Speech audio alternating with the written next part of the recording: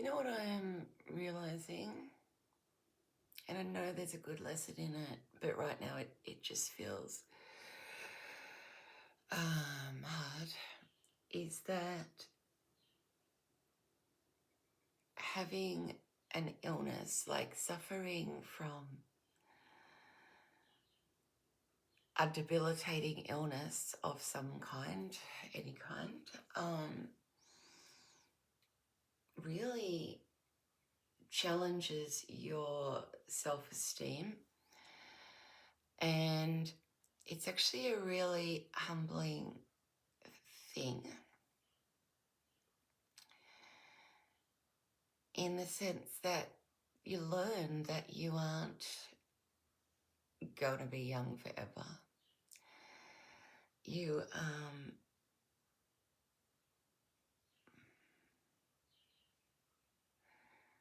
you can't do everything yourself. You become vulnerable, and it really has affected my self-esteem, like, greatly. But I also think it's a normal part of aging. I think you would feel these same challenges as part of the aging process. And when I say it's humbling, like, at the moment, it just feels negative. But I know that there is an important lesson in learning all of those things, that you get old. You aren't beautiful forever. You aren't physically capable forever. You need to rely on other people sometimes.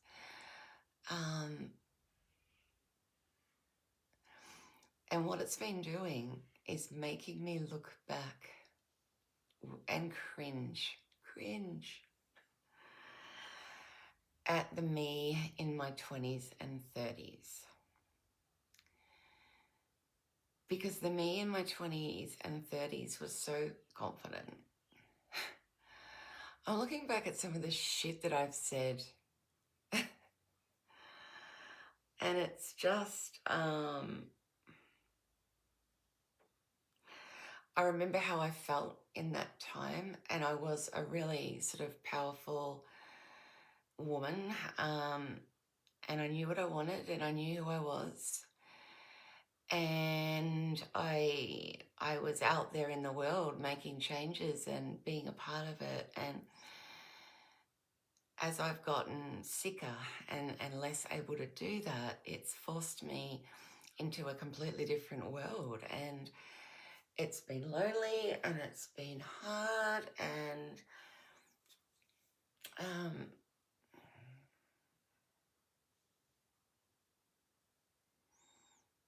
I feel like I'm learning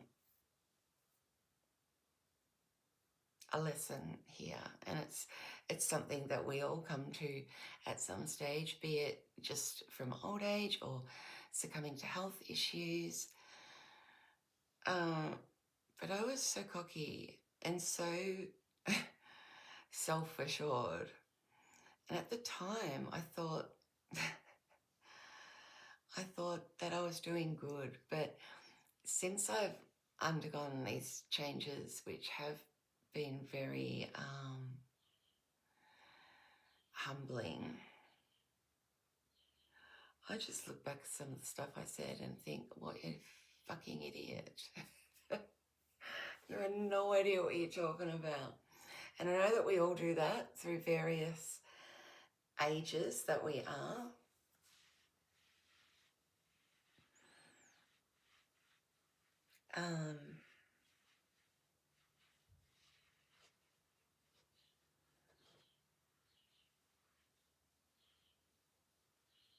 Yeah, I've lost my self-esteem.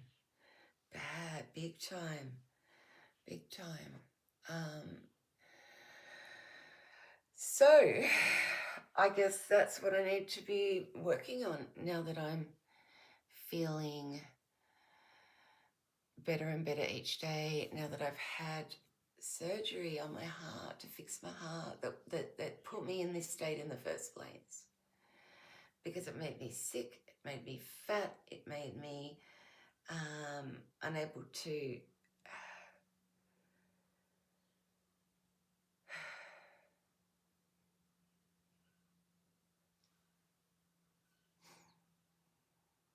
unable to do the things I want to do, see the people I want to see, and participate in life in the way that I always did in the past.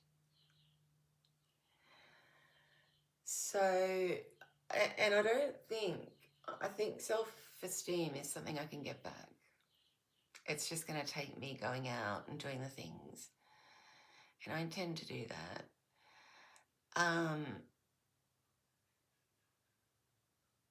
It's just amazing how being sick can take you down so quickly. And I guess it is a bad thing, but it's also not a bad thing in the sense that it's things like this that make us grow. And I think it sounds perfectly normal to look back at yourself and think, gosh, what the fuck was I talking about? I thought I knew everything. I thought I've known everything at every single fucking generation there is.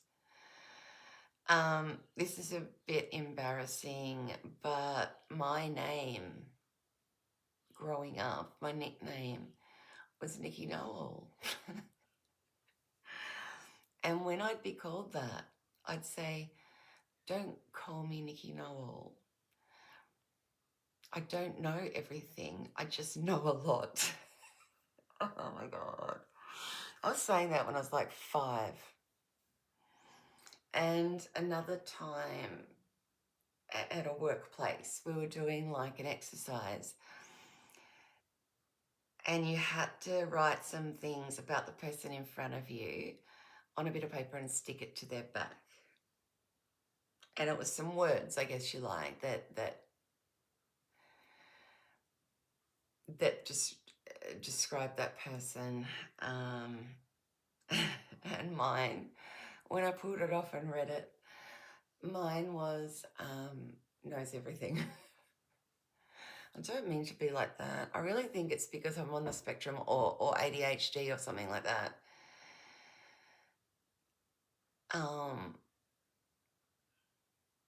Yeah, a Nikki Noel. Anyway, I'm not feeling like Nikki Noel now. I feel the opposite of Nikki Noel, and that's probably a good thing. But right now it's a hard thing, and I need to get my self out there and really tackle this self-esteem thing. It's the first time in my life that I've ever felt this way. And maybe it's because I'm also getting older. Like I'm nearly 50. I'll turn 50 this year. And it's coming to terms with that.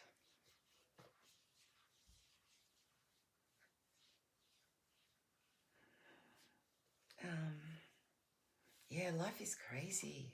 It's crazy. It's crazy the decades, the changes that you undergo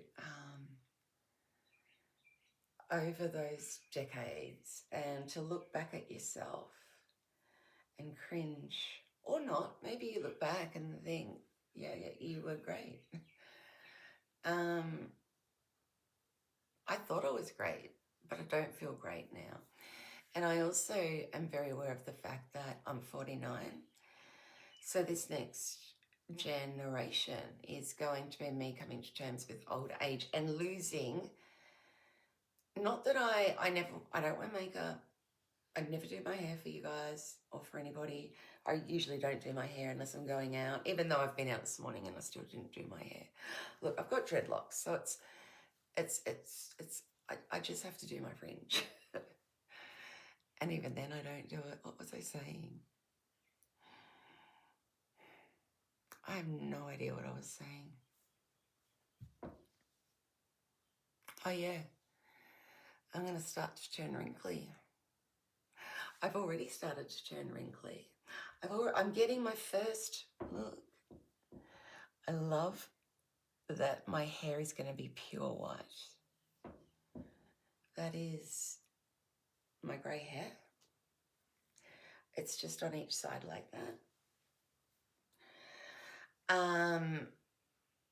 Yeah, losing your looks, losing your attractiveness as a woman is, oh, look, I'm sure not all people go through it. And I've never been a vain person. In fact, I loved aging up until about 45. I was vocally, this is awesome, how can anyone hate this? And then I got sick, and then I got fat, and then I got unable to care about any of that stuff. So I really feel that that this next decade is me getting old, and that's, I hate to say it, because I never would have thought I'd be that kind of person, ever. And I almost feel really ashamed to say it, that it's not about, I'm not scared of getting old. I'm scared of looking old.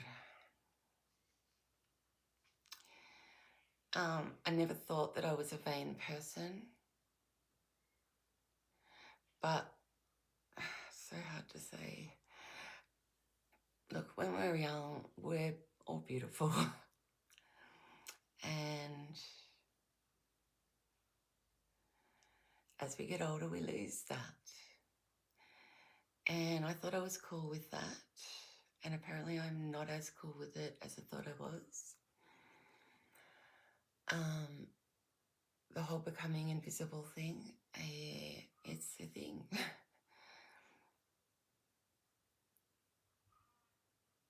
So I think what I need to do is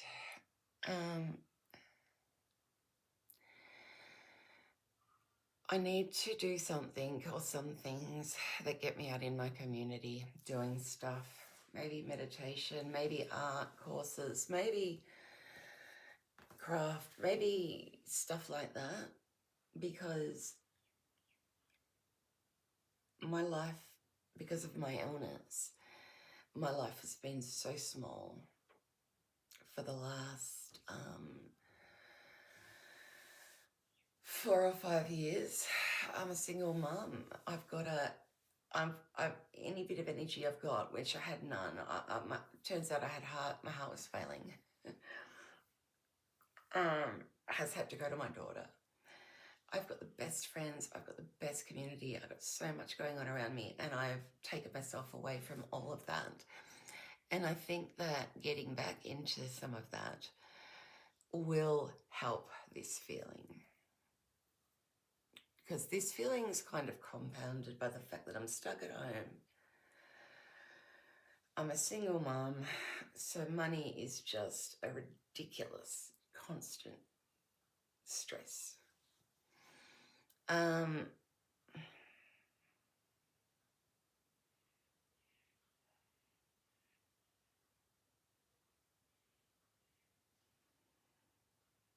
But there is a part of me that feels, although this feels all unfair and terrible and I don't like it, there is that part of me that feels that this is a really necessary lesson for all of us. We don't live forever. We're not young forever. And I feel like, look, I've never been unkind to people.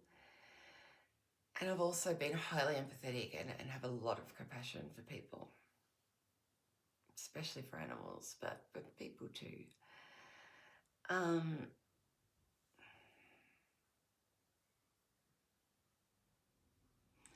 It makes me feel even more kind, more empathetic to everybody. Everyone's going through something, and you know, I haven't told a lot of people what I've been going through. My family knows, my close friends know. If I see someone, I'll tell them. I just haven't, and so I haven't kind of put it out there. because I got sick of, sorry, I'm saying a lot. I got sick of telling people about the crazy things that are happening with my health. Like, it's one after the other. It's almost makes it, it's unbelievable, actually. So I purposefully hid away and stopped sharing everything that's going on. Anyway, I think that's me croaking on about stuff for long enough. I'm finding I've got so much more love and thinking about old people and nurturing them and not making them feel invisible and all those kinds of things. All right, I'm going to do stuff in my yard today. Not too much heavy lifting. I can't do that, and I've been told not to do that, but I feel like gardening. Anyway, bye.